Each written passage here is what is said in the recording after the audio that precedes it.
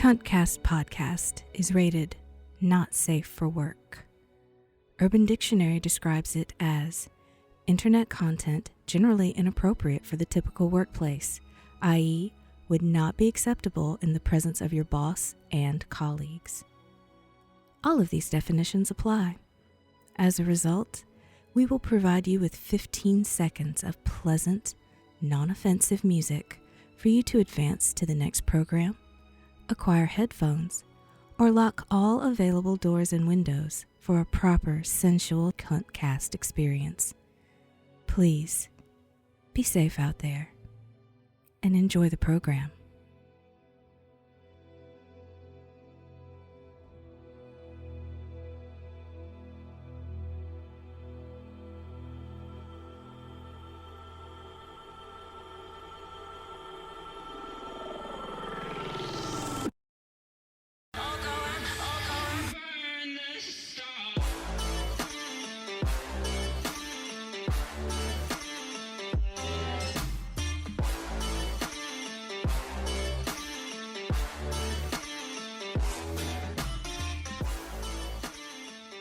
Good evening, fellow sexual subjects.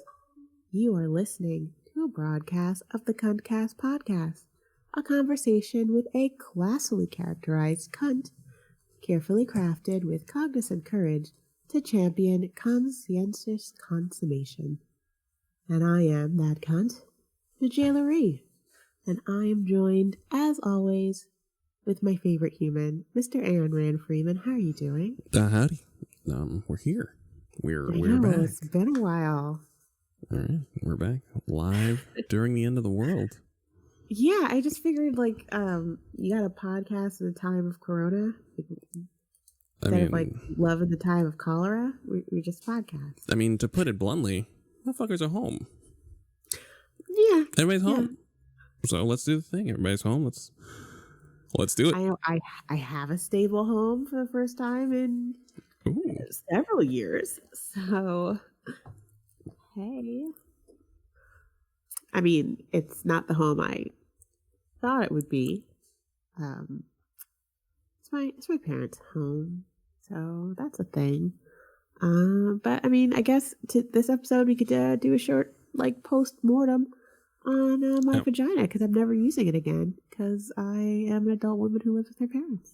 That doesn't stop anyone. More importantly, is that we are now at the in the social distancing phase of our existence right now, where we must stay away from each other in the interest of slowing the spread of coronavirus. So, I wonder how many people are gonna find out after the apocalypse if they were just being ghosted. It wasn't social distancing. It's just the worst way to figure out that you got dumped. Man, we're not doing that. Don't worry about it. We're fine. We're not. Let people know let people where you've been. Let everybody know where you've been before we go ahead and start putting the doubt into people's head. I mean, the long story, starting from being in a coma and dying a couple of times. Whatever you are comfortable with sharing with the audience, because we're back. So it's just a matter of what you're comfortable with leading with. I guess I'll truncate the story. So I got super sick, super duper sick, y'all. And I was really not trying to ask anybody for help, and I was doing pretty well independently, but my health was steady declining. And then unfortunately my grandmother passed away, and went to her funeral. That was a month ago, and I sang. And I learned that if you go to a Caribbean wedding and sing Landslide, nobody will recognize the song. Terrible thing to recognize in the middle of singing that song. That's neither here nor there. But my parents were like, oh, you should just drive up with us, because I know you hate long flights. So you could just drive up from Florida to North Carolina with us, then you could fly back to Jersey from North Carolina. which I should have known was a ploy Mm-hmm. because it's super expensive to fly out of North Carolina. But I was a dum-dum. Also, I just wanted to hang out with my parents. I like them. They're cool. And when I got there, they're like, guess what? You live here now. And I was like, but what about my stuff? Like, we'll drive next weekend and get your stuff, but you live here now. Deal with it. And I was like, oh, okay. My lease is up. So that's my deal. It's so I'm getting used to it. My parents are very much not the parents you would imagine a person like me to have. You've met them. They're wholesome folk. You're a wholesome person. Not the same way as my parents. Like, my parents are like, we pray before every meal, and I'm just sitting in the corner, like, really dark with my pop punk isn't dead shirt, thinking, like, you know, I know what it feels like when you sneeze during anal. Like, just very, we're warring factions. In fairness, you are a wholesome sex worker with a wholesome understanding of sex and how several things should be done, including anal sex. Yes. It's Even true. though, like, it's nobody's fault when you sneeze during anal. There's nobody to blame. Actually, when it happened to me, it was the guy's fault because he did not dust. That's fair. Yeah. Got to give the place a once over if you're gonna have company. Give it a little touch up. That's all. A little dusting.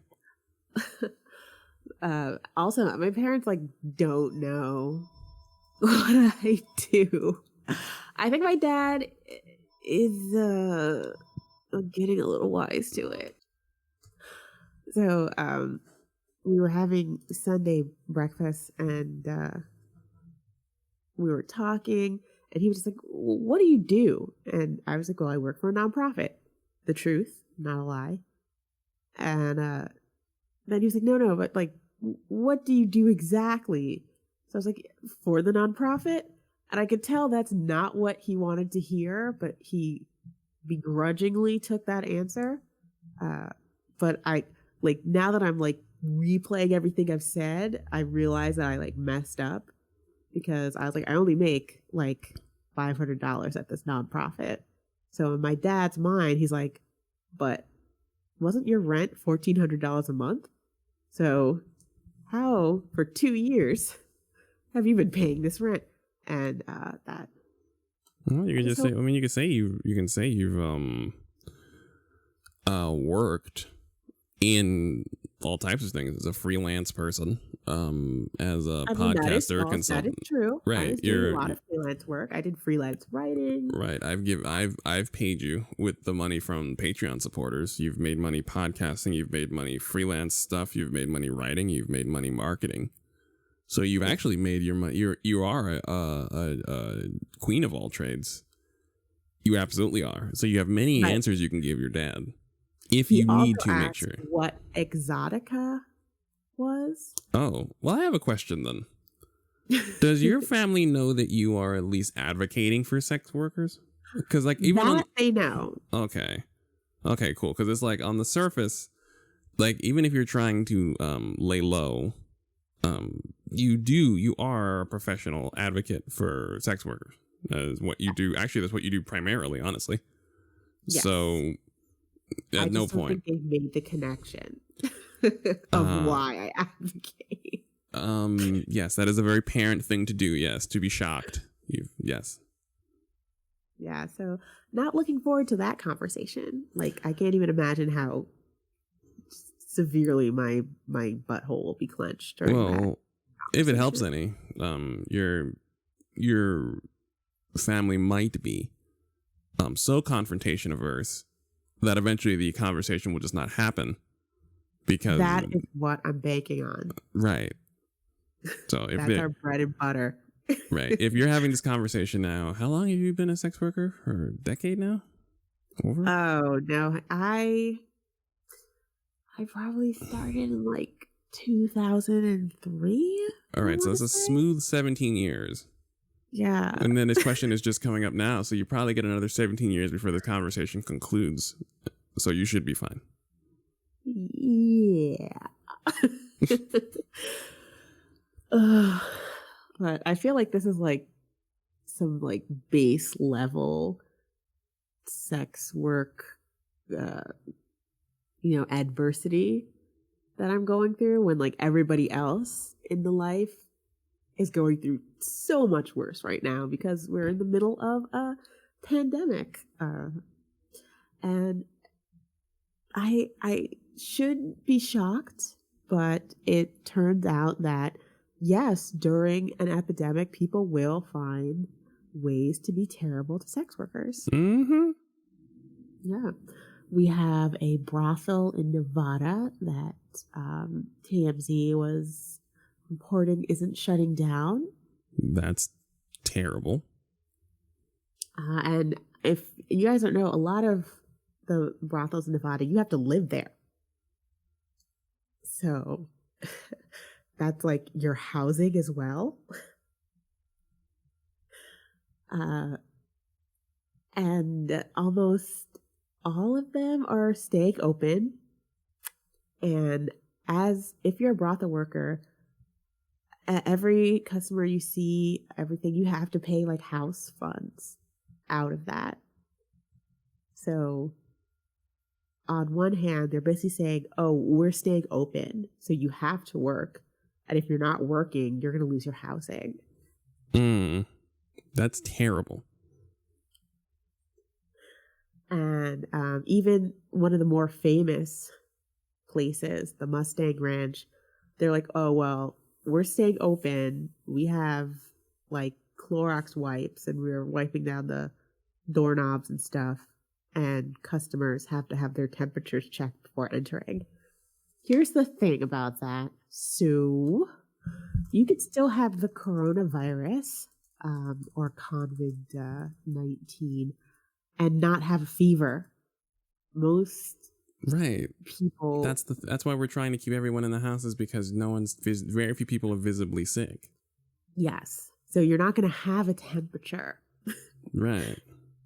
But you could very well give it to somebody else who also might not have any symptoms. And then they come into contact with, somebody older, somebody who's immunocompromised, somebody who's, on dialysis, or somebody who is taking chemo, and they're going to kill that person. Right. And what I hope doesn't happen is somebody who's infected goes to a ranch or goes to a brothel, and then they infect workers there. And then suddenly it's like, oh, we're going to be Typhoid Marys. Mm-hmm. And we're going to face even more stigmatization because, oh, we were vectors of disease. It's like greedy managers who won't close down and then let people live in the time of pandemic. They're the vectors of disease, not the workers. I want to be shocked, but also like Whole Foods, a huge conglomerate like Whole Foods, isn't paying like their workers. They're saying if you have sick time and you have a coworker that's sick at Whole Foods, they want you to donate sick time. Right. Which, the last time I worked for a corporation, it has been a while. It's more than a minute since I've worked at a corporation. But when they started sending out emails like, oh, well, blah, blah, blah is fighting cancer. We hope we're all a family, so let's all pitch in and donate a day of sick day to her. It's like, you're a company. Just give her leave. Give her paid sick leave. Like, it's your decision.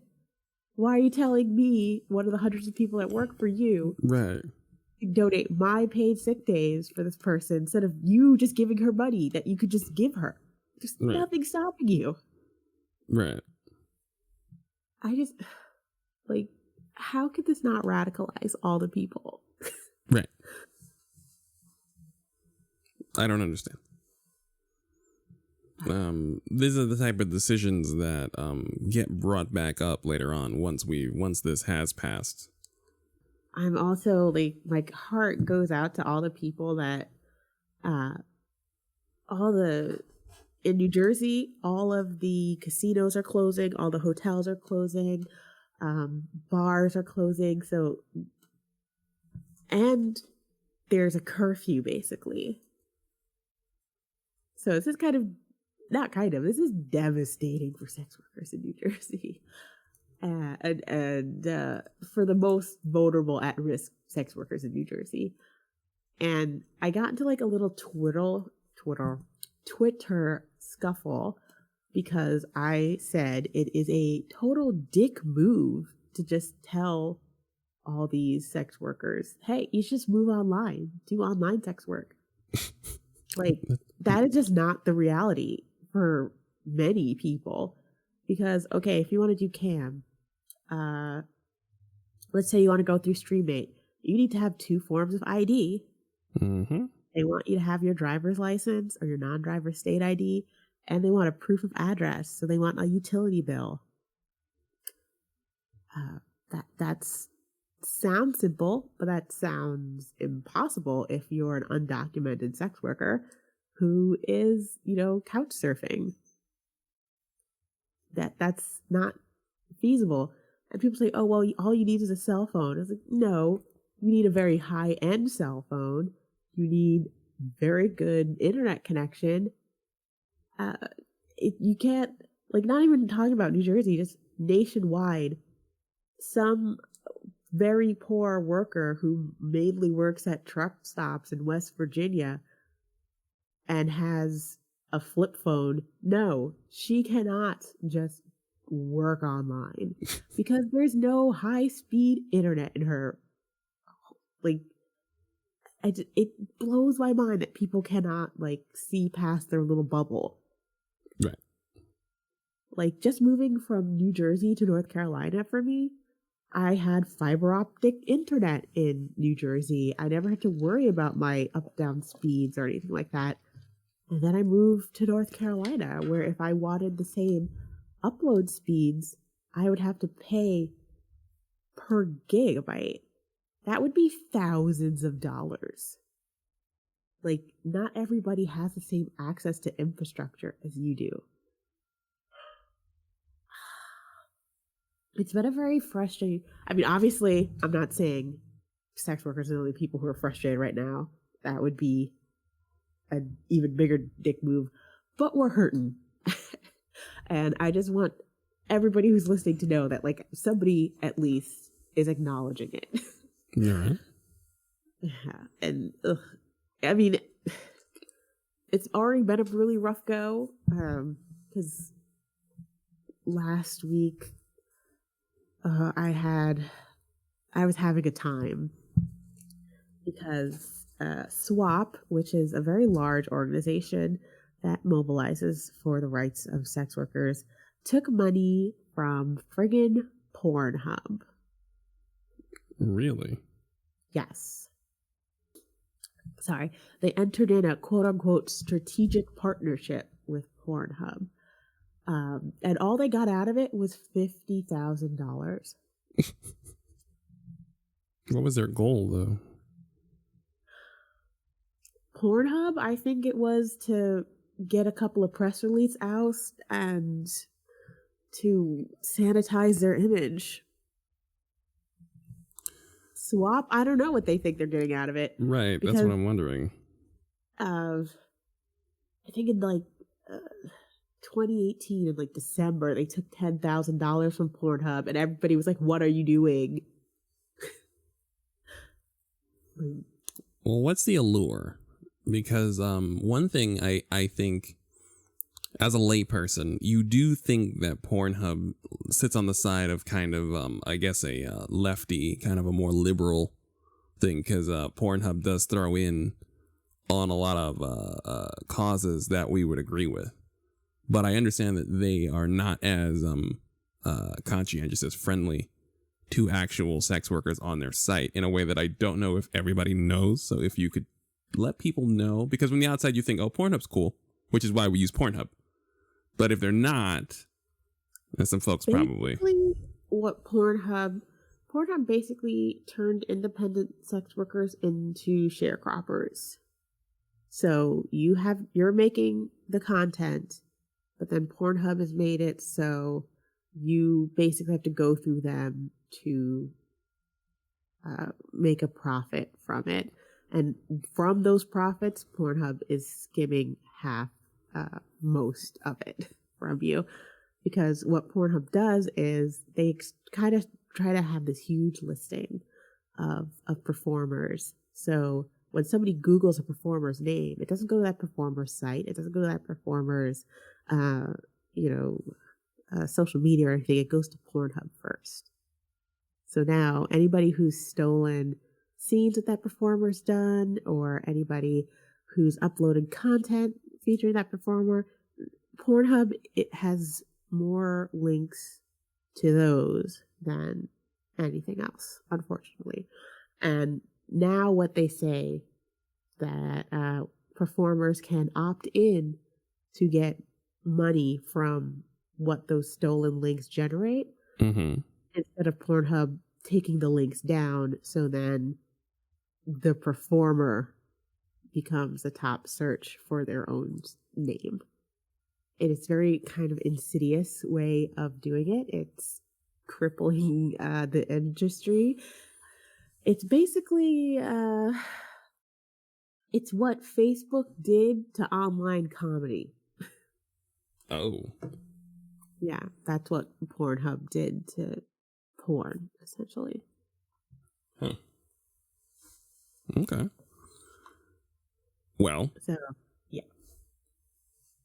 That is why I get very irritated when I see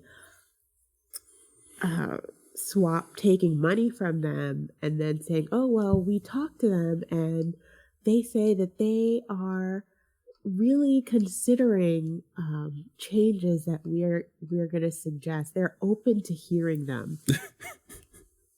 So they promised you nothing. They threw pennies at you, promised you nothing, and then you're doing all the work to rehabilitate their image for them. Like, how could you not see? Like, you fools. Maybe they're struggling because we're all struggling. Every nonprofit is struggling. Right. And I think maybe the allure of some semblance of even short-term security, $50,000 still isn't shit when you run a nonprofit. It's really not. I mean, I would love if New Jersey Run Umbrella Alliance had, another $50K, because right now all I can think about is all these workers who are being affected by all the casinos, bars, and hotels closing.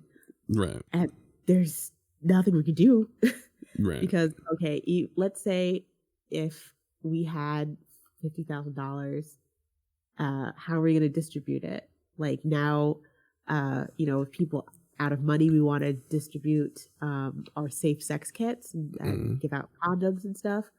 But all the places that we would usually give them out, now they're closed down because there's curfew, or nobody could go there because we're not supposed to gather with more than 50 people.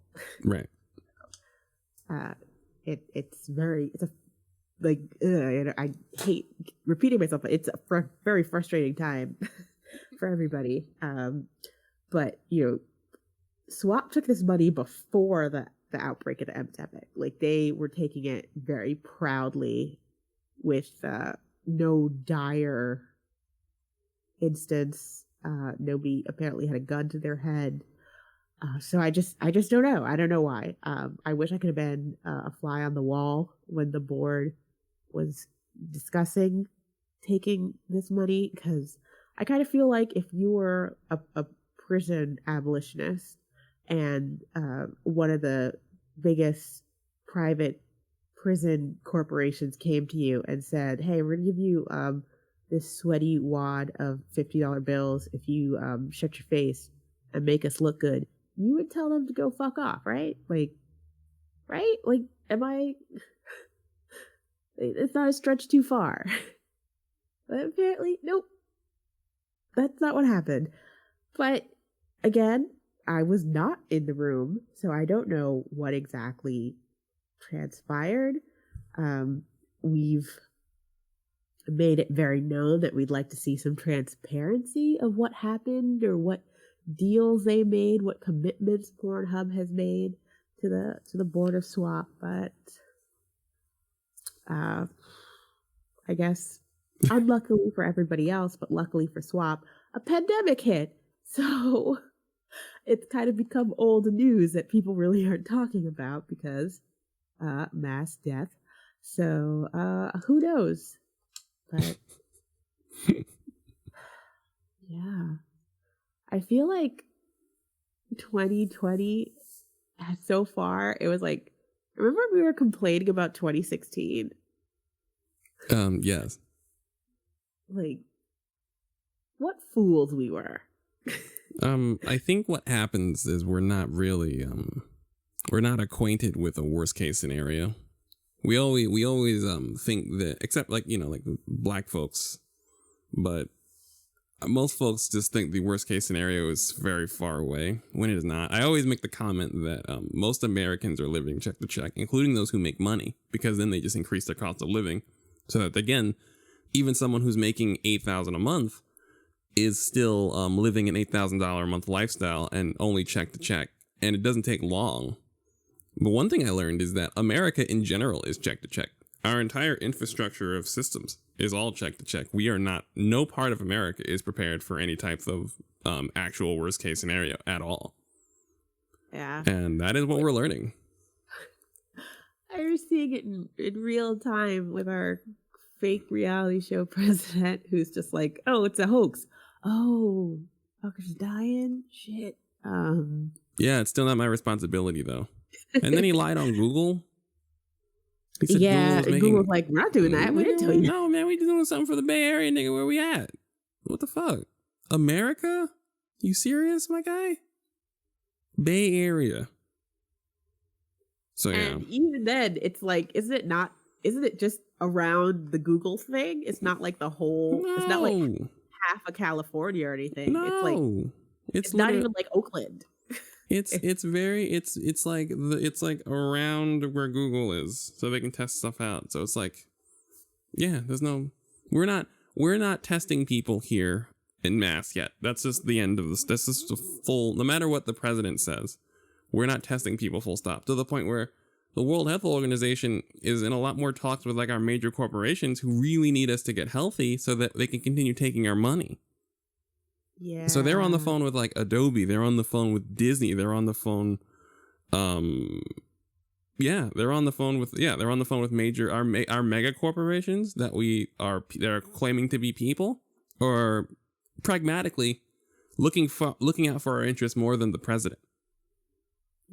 So yeah, no, we can't. Yeah, no, he's not helping. What's really weird is the thought of like for me in my head, I'm like, oh, doesn't everybody realize that like this is it? Like this is the beginning of the end. Like we are in the first 10 minutes of a disaster movie. No, we're in the first 10. According to what I'm seeing, we are in the middle of the disaster movie. Oh, I don't. Think have you seen the Jacksonville beaches? There are so many places in America where people are not paying it any mind at all. That's one of the reasons why we have. That's usually like the first 10 minutes. You see people like, oh, we're not paying attention. We're still going to bars. We're going to the beach. We're going to lick toilet seats on TikTok for whatever reason. And that's like the first 10 minutes of the disaster movie. And then you have like your plucky protagonist that's like, I don't know, guys. I read something or did something that makes me quirky, which is why I'm the protagonist. And I'm like, let's figure this out. And that's like the one person who's like, I'm not going to go to the beach and lick toilets on TikTok. And then maybe like in another 15 minutes, that's when I think that part of the movie is like another 40 days from now, like when we're going to see how many people have it and how many people are dead. Italy is like the middle of the movie, I think. Right. Italy is the middle of the movie. I believe, how many people in America have 4,000 as of this recording? Yeah. It's March 17th. This is being recorded, so it's 4,000 people. And we're not testing. Hospitals test, but you cannot, there's no way to get, like, you can't line up and get tested as a popular. So yeah, we have 4,000 people that we know of with huge swaths of the population saying, fuck it, while other sources of the population have to stay home. So I'm under quarantine right now. I'm in the Bay Area. They're forcing us to do this shelter at home. So just don't. Essentially, they're trying to break up the drum circles and the yoga classes, which is fine. Yeah. But my parents did international travel. They came back like a week ago. We were in self-quarantine then, and then that self-quarantine became like actual quarantine. We're like, no, you guys to stay home. So I don't know what's going to happen, because I don't feel like by Saturday things are going to get magically better. No, ma'am. We are, from the looks of it, some type of universally available coronavirus test is ways away. Yeah, even if when we do have it, most people can't afford to get it. Well, that's a thing. Apparently, we are wrestling over the idea of making it free for some reason, which should be inherent. Everyone should be able to go get one. So, or order one or something. You should all be able to. I feel like there should be no way that single payer, like, just healthcare for all isn't just automatically done after this. Because this just shows that our system is a friggin' failure. Right. And I see a lot of like yahoos on the internet going, well, Italy has single payer and Korea has single payer and they had outbreaks. It's like, yeah, they got it before us, but because it had single payer, like, Korea is going back to normal. China, where they had the biggest outbreak, like, apparently all their cases are coming in from outside of China, right? Oh yeah, but their big hospital that they built in like 3 days to like house and isolate everybody that has it, like, they're not using it anymore because most people have recovered. Right. So their healthcare system isn't being overburdened, and it's not back to normal, definitely. So many people are now just gone, but it's not the end of their society. I kind of feel like this is going to be the end of how America was going about things. Hopefully, I think it's going to be the end and the beginning of something better and more stable, instead of this is the end and it's the end. Right.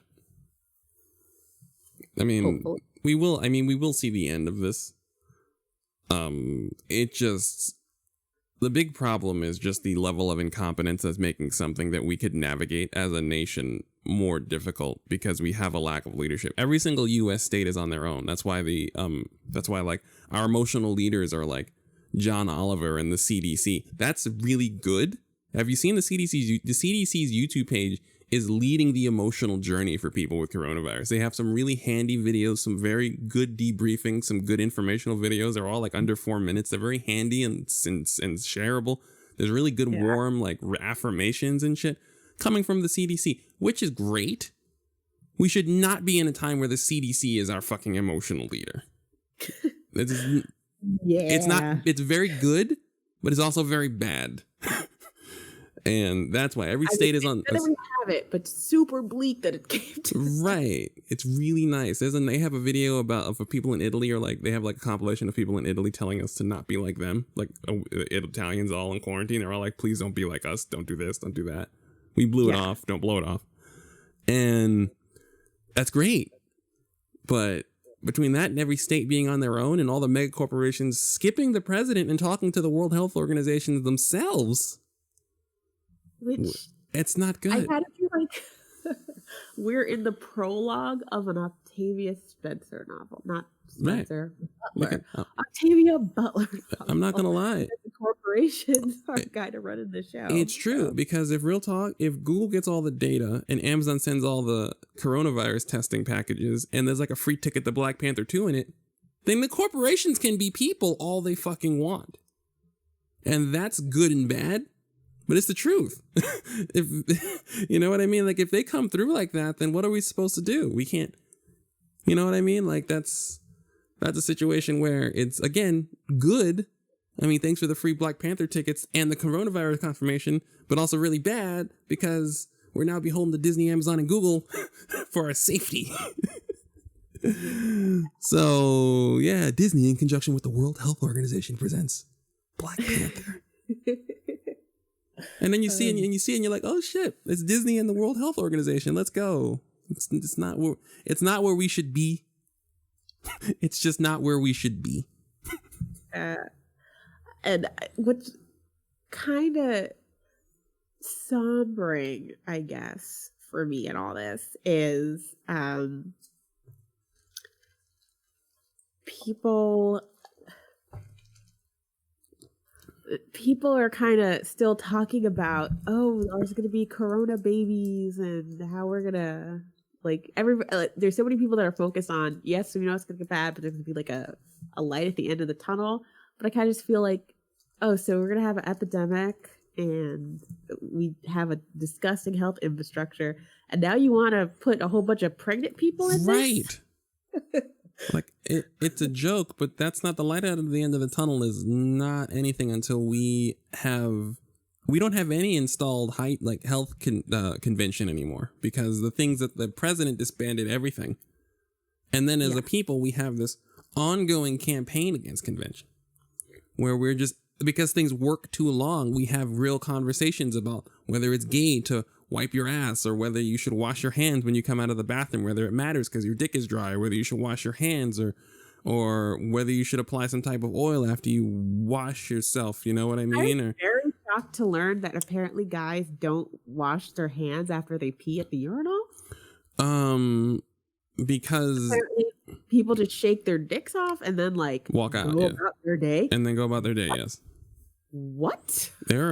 We have generally a skewed convention for being too reliable. We've taken it for granted. We don't understand that you just have your hands near urine. You should wash your hands because we haven't had an outbreak like this in a long time. The dude on Twitter was literally like, well, urine's sterile, isn't it? It's like, no. Cheese isn't? Like, you're touching like it's just a sweaty thing. It's just your bits and don't touch any other surface. Don't you understand? It's just your bits, man. Like it's fine if that's what you and a person or you're doing, but like you should. You're peeing. You're like you're it's waste management. You're peeing, and you're going to a urinal and you're peeing. So just wash your hands. Well, like I wash my hands after number 2 or whatever, but pee. And I'm like, right. Anytime you manage your own waste, anytime you manage waste in general, if you have a pan of old food and you throw it out, you go inside and wash your hands. If you're managing waste in any capacity, anyone's waste, anything's waste, you wash your hands. But again, this is convention. We've been having this campaign against convention since like the rise of the anti-vaxxer thing. We have people who are arguing things at work because we've never seen the consequences of them not working. Though those anti-vaxxer people have been mighty quiet. Oh no, because they want the coronavirus vaccine, so they can't talk out of both sides of their mouths, and they're silent out of one hand. So they can't. Because I always see like one or two the anti-vax people because they're like usually the hotepy ones, right? That if you eat all the fresh fruit, then you're gonna be fine. Right. Not waiting. Doctor said we cured cancer, even though nobody could point out a single person who got cured from cancer. Mm-hmm. They are waiting for that coronavirus vaccine, boy. They're out there waiting for them. Pre-order that. The coronavirus vaccine is going to get pre-ordered more than the Xbox or the PlayStation exponentially. So, I literally didn't feel panic. Speaking of like corporations making us feel safe, I didn't feel panicked until I tried to do an Amazon Fresh order because my mom had run out of wine and they were like no available deliveries. Yeah, they gotta send people supplies. Yeah, they gotta send people supplies, man. They're overloaded because also you understand that the warehouses have less people now. So those warehouses where they were running people into the ground, they've lost huge chunks of their people. Are like, oh, we need to hire 100,000 more people, and I'm like, oh no, this is how it started in the parable of the sower, because they just needed more people, and then they're like, why don't you just live on our corporate compound working for Amazon? And now you're a slave, you're property of Amazon. We own you now. Right. And then we have to start worshiping trees. That's not what happened in that book. But I just hope, like, because I feel like it's going to go two ways. We could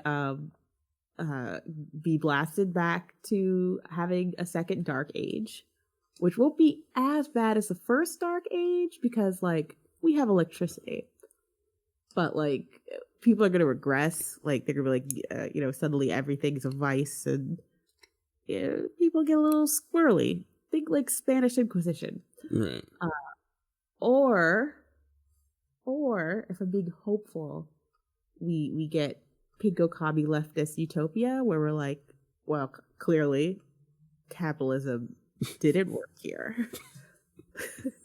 Capitalism killed hundreds of thousands of people. Maybe not that again. Just the thought. And sex work gets decriminalized because, gotta let off steam. Right. I think we're remembering things that we will remember this, I think. And if not, there are enough of us that will remind other people. We now have empirical data about some of the shit that a small percentage of us were talking about. So now more people can talk about it and the conversation has more momentum. I just hope enough of us survive to remember. Yeah. Such a scary thought. We should be okay. Okay being relative as in enough of us will survive to remember not to do this again for a while. I would say this is one of those catastrophes that happen in the age of social media, so things are set in stone in a way that history books cannot wipe away. Yes, I'm very as much as I don't want to get too reliant on social media. I'm very relieved that we have it because I couldn't imagine it like remember before MySpace and Black Planet and all you had were like random Zangas and live journals just telling you garbage. Right. If we had to go back to that, I could not make it through this. Right. I'm very happy that at least I have a Twitter feed full of like experts. Exactly. That I can like read and they're like, oh, guess what? Don't drink bleach because it will not kill the coronavirus. And I'm like, I wasn't thinking about it, but now I know. Oh yeah, people were hitting up the cocaine and the bleach trying to get rid of it. Which I kind of feel like was some enterprising coke dealer just trying to get like that coronavirus sale. Just said, oh yeah, also coke cures it.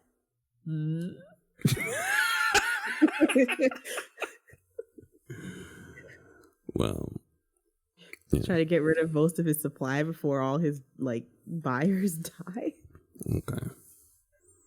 This is part of a slower rebooting because a few weeks ago, I think about 3 weeks ago, I put out an episode of Unreasonable Fridays, which is supposed to be the restarting of the entire brand as people are starting to settle in. Yeah. And then this happened. So we're just going to say that we're having a medium speed, variable, adjustable, dynamic reboot that is currently happening in and around the current situation. Because I can no longer say, oh, we're back, because we don't know what will happen. But we will try to be as long as there's still internet. Right. Try to come and do CuntCast. Absolutely. But, if it's like Mad Max and we're fighting over water. Right. I've died by that point, so there won't be CuntCast. No, it's fine. It's not. We're gonna do the thing. That's gonna be my story, is going across the country to find everybody. So I gotta go up and get Bacon, and then I gotta go down to get Erica, and then I gotta go across and get you. I just feel like don't waste your time. You'll be fine. I'm sick often. I won't leave without my cats, and I'm gonna panic because I can't find one of my cats because she's like hiding. I'll get the whole caravan killed. I'm a liability. Just remember me how I was. I firmly believe that what's going to happen is you're going to lose one of your cats, like one of the they're going to race the great end of days race war. One of the Aryan nation people will mercilessly kill your cat, one of your cats. Oh, and then you, a super villain. And then you'll become and then all of a sudden you'll just go straight flatline, and then all of a sudden like the next scene is just you being a warlord over huge chunks of North Carolina, and then when I get there to save you, there's already like a gate and already installed thing and like a little shrine to your cat that got lost and stuff, and you have like a tiger now for some reason. Like to compensate, you now have like a tiger. I think it'd be a puma. I think we got those. Oh, a puma. Mountain lions or something. Yeah, you'd have like a mountain lion or a puma. So I do not believe you are as useless as you say you would be in an end of day scenario. I mean, like right when the cat, I thought I lost my cat like a week ago, and I drank 2 bottles of wine and a pack of beer, and then went trying to look for her, just tears streaming down, holding a chicken breast from KFC because it's her favorite. No, it wasn't KFC, it was Popeyes. A Popeyes chicken breast. Right. Screaming her name, which is Mao. So my new neighbors who have never met me, that's how they got to know me. Just sobbing, large Negro woman, screaming Mao. So they just think this woman is walking around making cat noises, holding a chicken breast, just holding fried chicken. So I will be that person for at least 2 or 3 days, then the murder. Right, and that's fine. Unless I like see them kill the cat, then instant murder. Right, but then that just becomes your character. So it's like I think that we have that will be a part of your developing end of like it'll be the thing where we wind up staying with you because even though we've been surviving and we're like the jail is the sickest and we'll talk and there'll be like flashbacks of you being all soft and cuddly and warm and you have respiratory infections, and then we finally get there and there's like the man who killed your cat's head on a spike and like his cousin's head all on spikes. And like you keep one of bloodline right, eliminated. and like his kid is like on a chain next to you on the throne and stuff like that, and it's just like, oh, okay. And then the next season is us just living there and trying to navigate the ins and outs of how to live in North Carolina. Oh, it's probably like you're gonna be like my Alucard, where like, oh, she's gone, we gotta get rid of her, and I'm Dracula. Definitely not. I would try to make this work because it's the end of days. I'm not like I said. Ain't nothing wrong with Dracula. As I've always said, he said, you guys need to leave or I will kill all of you. And they were like, a whole year. He was like, you guys have a year. Generosity. Yes. And the foresight that takes. You're like, in a year, I'm going to kill every one of you. In the peak of rage, he loved his white lady to death. And they killed her. And he was like, you all have a year. Do you understand how nice Dracula is to be like, you all have a year to clear out? And everyone was doing the white person thing. They're like, pish posh, Satan, we're fine in the eyes of God. And then he was like, bet, it's been a year, y'all. And then he did the thing. So no. A party, like how much do you have to feel yourself to be like, here's this spawn of Satan that you know is clearly a spawn of Satan because you burned his wife at the stake because she was getting raw dogged by Satan.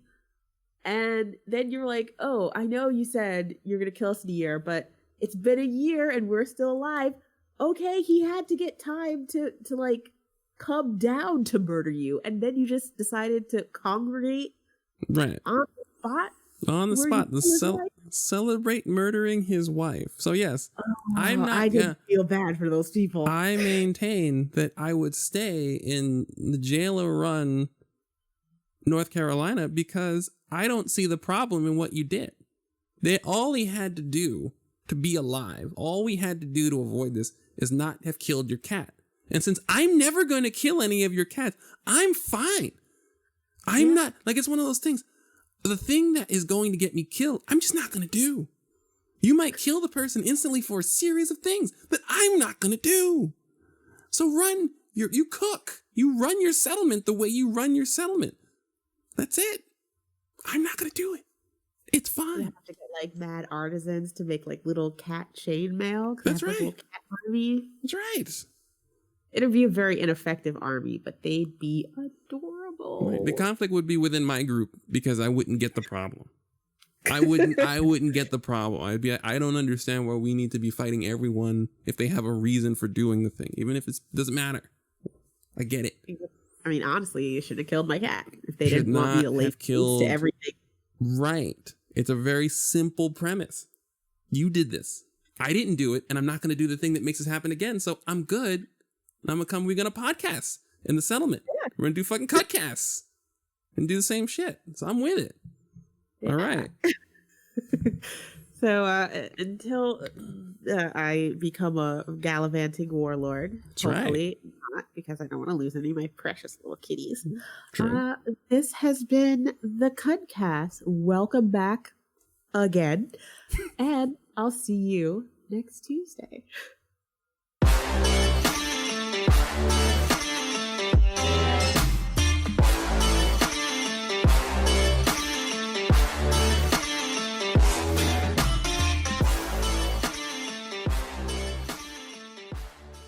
Enjoy what you heard? Become a Patreon subscriber at patreon.com/unfridays and follow the network at twitter.com/unfridays. You know what makes racists really mad? Black people having a good time. And we really have a good time making these podcasts. So, if you donate, then it's technically the same thing as funding the unhappiness of racists everywhere. Awesome, right? You know what to do.